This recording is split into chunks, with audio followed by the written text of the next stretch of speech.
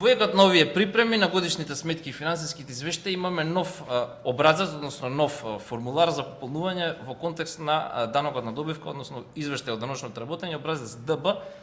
за чие работење и за чие пополнување во некои случаи можно е да треба да се коригира евиденција и наназад од целата година. Значи со овакви брзи промени во легислативата,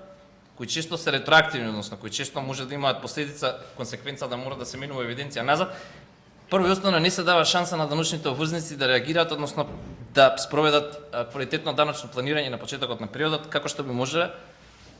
да ги предвидат импликациите од ваквите политики. Понатака, што е исто така многу интересно, во овој најстресен дел од годината, дел од електронските системи на управа за јавни приходи воопшто не работат. Па често колегите сметководители се соочени со проблем, па и вонака се во недостаток со време да мора да додат хартиено да поднесуваат поднесоци во 21 век.